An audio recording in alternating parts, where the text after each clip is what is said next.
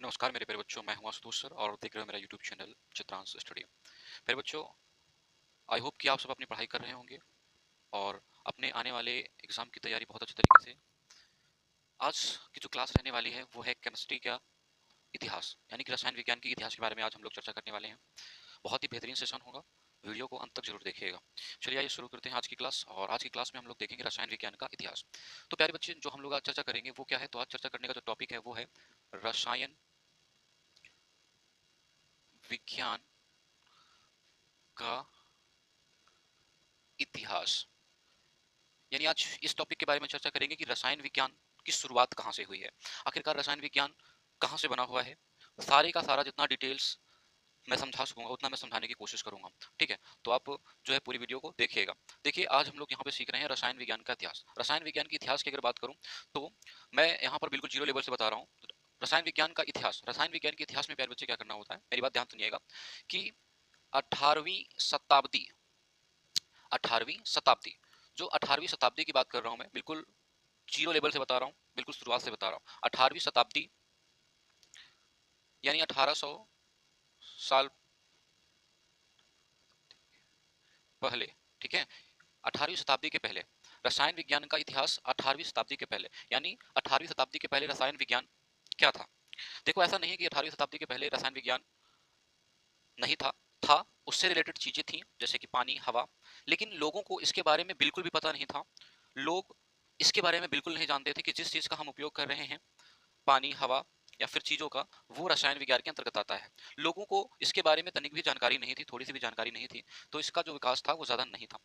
अच्छा, लोग इस चीज को बोलते क्या थे? तो याद रखना, 18वीं शताब्दी के पहले लोग इस रसायन विज्ञान को एक शब्द है जिसके नाम से जानते थे, जिसका नाम है अल्कीमी। क्या है? अल्कीमी। अल्कीमी के नाम से जानते थे। और अल्कीमी का जो अर्थ होता है ना प्यारे बच्चे, अल्कीमी का जो अर्थ होता है वो होता है क्या? जादू। क्या होता है? जादू। यानी मैं कह सकता हूं कि अल्कीमी जो है वो एक प्रकार का लैटिन वर्ड है। कैसा वर्ड है? लैटिन, या फिर कह सकते हैं कि ग्रीक। लैटिन कह सकते हैं या ग्रीक कह सकते हैं। देखो, दोनों बातें बिल्कुल सही हैं, इसको ग्रीक और लैटिन दोनों कहा जाता है। ठीक है, तो लैटिन और ग्रीक भाषा में अल्कीमी, जिसका मतलब होता है जादू, तो पहले के लोगों को 18वीं शताब्दी के पहले ये अल्कीमी कहा जाता था, जो कि एक ग्रीक शब्द है जिसका अर्थ है जादू, यानी कि मैजिक। यानी उस समय में 18वीं शताब्दी के पहले जो रसायन विज्ञान है उसको जादू समझा जाता था। ये बात आप समझ लीजिए। तो जो अल्कीमी है उसका अर्थ जादू होता था, क्योंकि अल्कीमी जो है वो एक प्रकार का ग्रीक भाषा है और ग्रीक भाषा का शब्द है जिसका अर्थ अगर हम निकालें तो क्या निकलता था? जादू निकलता था।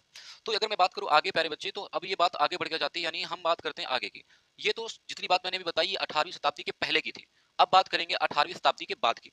तो 18वीं शताब्दी की बात करूं मैं, किसकी बात करूंगा प्यारे बच्चे? 18वीं शताब्दी के बाद की।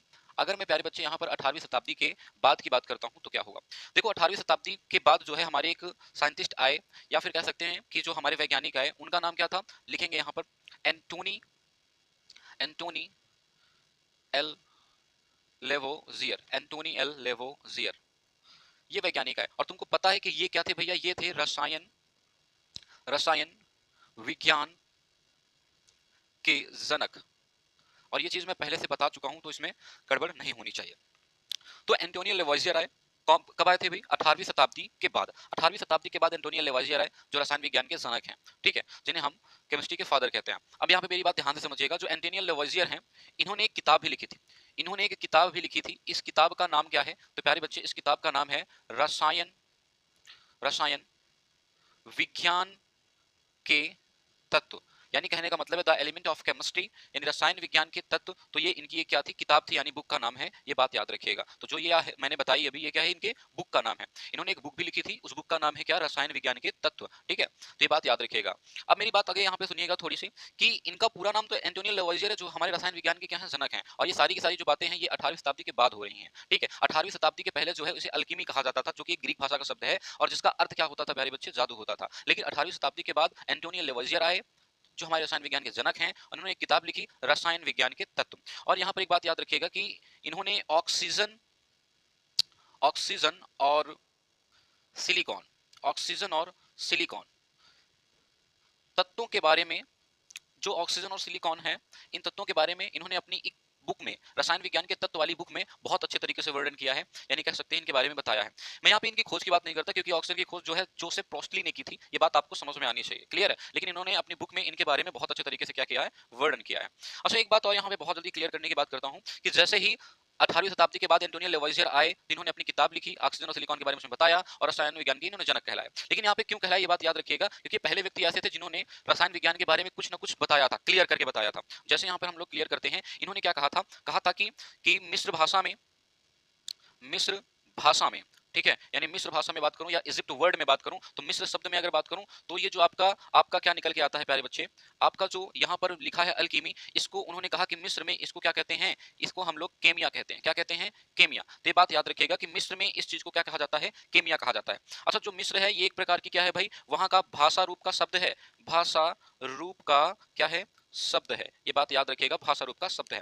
ये मिस्र जो है इसे इजिप्ट भी कहा जाता है, तो याद रखेंगे। तो यहाँ पर जो आपका केमिया है, क्या है बेटे, केमिया, ये केमिया कहा जाता था मिस्र में, ठीक है, जिसका अर्थ है, यानी केमिया की अगर मैं मीन्स की बात कर लूं, यानी अर्थ की बात कर लूं, तो इसका जो अर्थ है वो क्या होता है, तो केमिया का बेटे अर्थ होता है काला पदार्थ। क्या होता है, काला पदार्थ। कुछ बुक्स में ऐसा होता है कि केमिया का मतलब जो है वो जो मीन्स निकालते हैं वो काली मिट्टी से निकालते हैं, तो एग्जैक्ट जो मिट्टी है वो आपका मैटर ही है, तो पूरा प्रोनाउंसिएशन कर सकते हैं कि केमिया का मतलब क्या होता है, काला पदार्थ। कुछ बुक्स में केमिया की जगह पर कीमिया लिख के देता है, तो वो भी हमें सोचने की बात है, ठीक है, यानी कह सकते हैं कि वो भी सही माना जाएगा।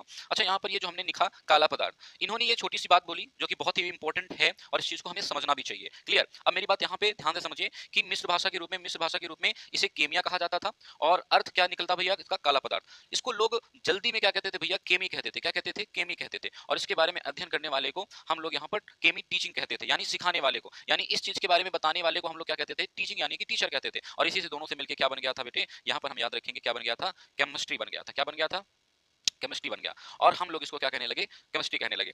तो यहाँ से कुछ बातें एंटोनियो लेवोइजियर ने क्लियर किया, और हमने यहाँ से पकड़ा क्या, पदार्थ। और पदार्थ को जैसे ही पकड़ा तो जो पदार्थ है उसके बारे में जो बातें हैं वो निकल के आने लगी, और एंटोनियो लेवोइजियर ने इतनी ही बात बताई थी, और यहाँ से इन्होंने अपने आप को बंद कर दिया। और इसके बाद क्या हुआ, इसके बाद हमारे एक वैज्ञानिक है जिनका नाम था क्या, इसके बाद आपके एक वैज्ञानिक है जिनका नाम था महर्षि कणाद। क्या आए भाई, तो याद रखेंगे कि यहाँ पर आए थे महर्षि महर्षि कणाद। तो महर्षि कणाद जी आए, किसके बाद आए, 18वीं शताब्दी के बाद जब एंटोनियो लेवोइजियर आए थे, तो इन्होंने इतनी सारी बातें बताने के बाद पदार्थ का नाम लिया था।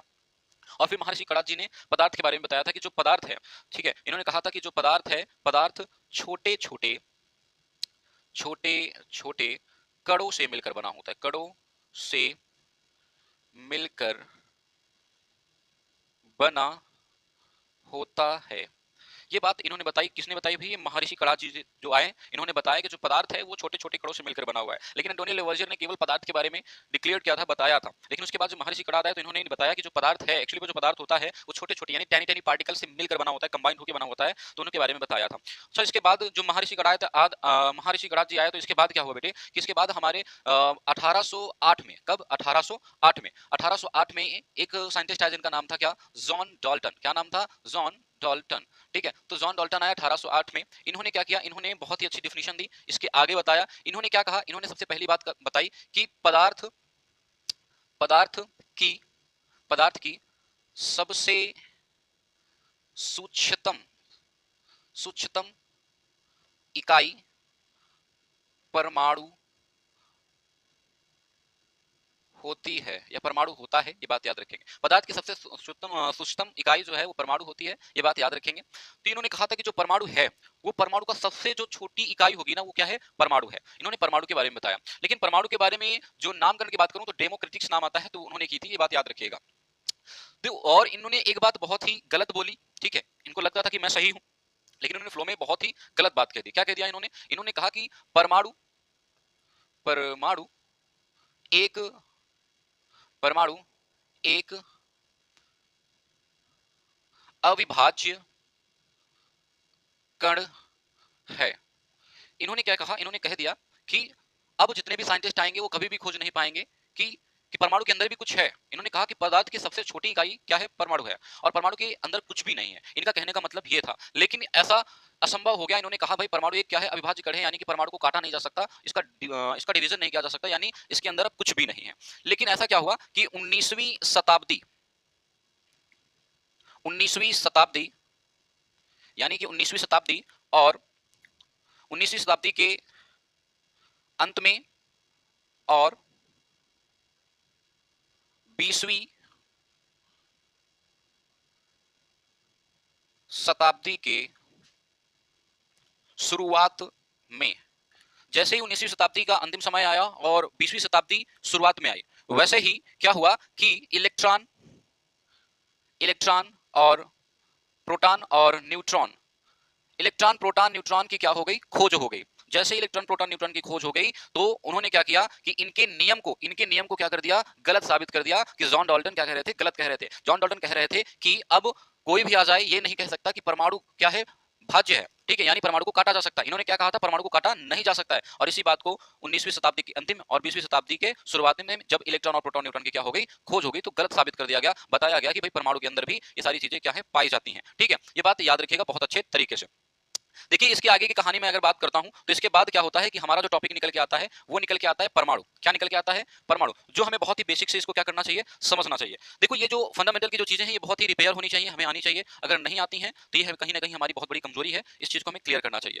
देखो इसके बाद क्या निकल के आता है, हमारे पास निकल के आता है परमाणु। क्या निकल के आता है, परमाणु। और जो परमाणु के बारे में है हम लोग उसके में देखेंगे भैया नेक्स्ट वाली वीडियो में। कब देखेंगे, नेक्स्ट वीडियो में देखेंगे, बात याद रखिएगा। ठीक है, तो हम लोग इसको नेक्स्ट पे रखते हैं और परमाणु का जो क्लास आएगी वो नेक्स्ट टॉपिक में आ जाएगी, तो बात याद रखिएगा। तो भाई ये जो चीजें थी ये था रसायन विज्ञान का बहुत ही छोटे लहजे में इतिहास, यानी हिस्ट्री की मैं बता रहा था। ठीक है, तो रसायन विज्ञान का ये क्या था, छोटा सा इतिहास था। यानी 18वीं शताब्दी के पहले इस चीज को क्या कहा जा रहा था, ऐसा मैंने बताया भी कि ये जो इसकी खोज जो है वो बहुत पहले हो चुकी थी लेकिन लोगों को परिचित नहीं था।